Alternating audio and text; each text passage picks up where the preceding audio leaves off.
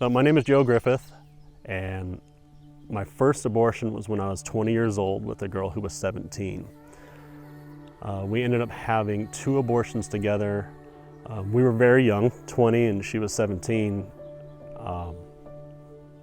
I had no thought about the abortion being something that ended a child's life.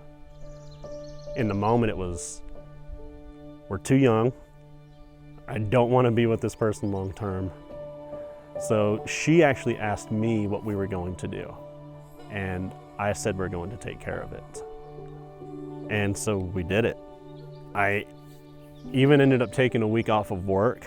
She had a surgical abortion in downtown San Diego, and it really messed with her body.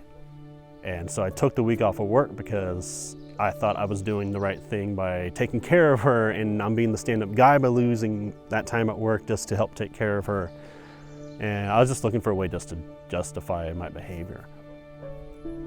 And at that point I was 23, and for the next few years I ended up drinking a lot, and I was very angry towards women.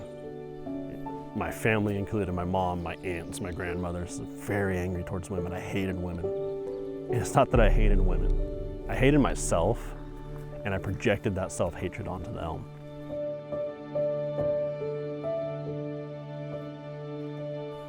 So God had put me in a very good place with some very good pastors who helped walk me through kind of a grieving process with my abortions. And through it, I actually was given the names of my 2 children. It was Joseph and Nathaniel, and that helped a lot to kind of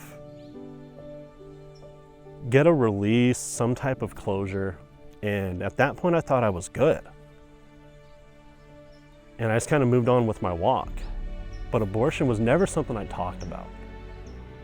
I could share my testimony about any aspect of my life. Lost my father when I was 2 years old.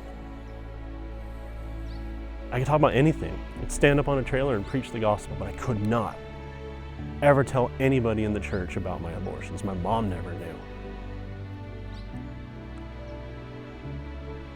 I didn't want to come to Deeper Still really because I wanted to come. I came because it was a requirement to join the board of this organization. I thought I was good. I thought I was healed. I was forgiven. Christ paid the price, and I have a relationship with Him. I'm fine. I'm good. I didn't know how much was still deep inside of my heart that needed to be addressed. And to come here and you hear the name Deeper Still, and that's what it is. It's that there's still deeper levels of healing for us. The wounds and the trauma from my abortion went much deeper than my faith. And I didn't realize that until this retreat, when I realized how much of my manhood I surrendered, how much of the character that God had created me to have as protector and provider I abandoned back then.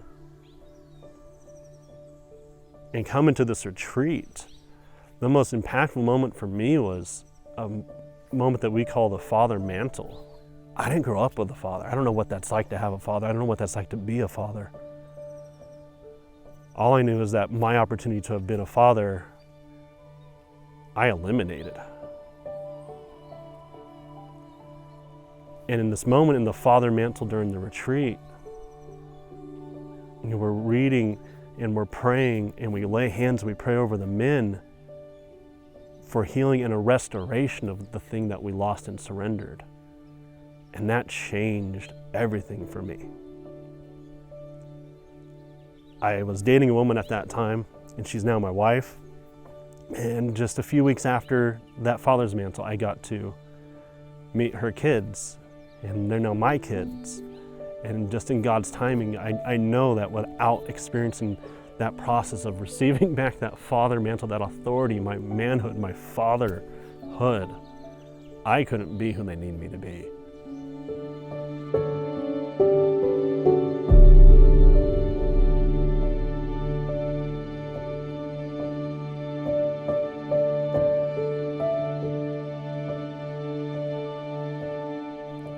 And I've seen that in my wife, that she's now attended the retreat, that as a man, When you get your fatherhood mantle back, when you get your manhood back, it enables the woman to get her womanhood back. And your unit as husband and wife is so much healthier after that. I wouldn't have experienced that. I might have known that, but to actually see it happen is life-changing. What God does up here on this hillside is incredible.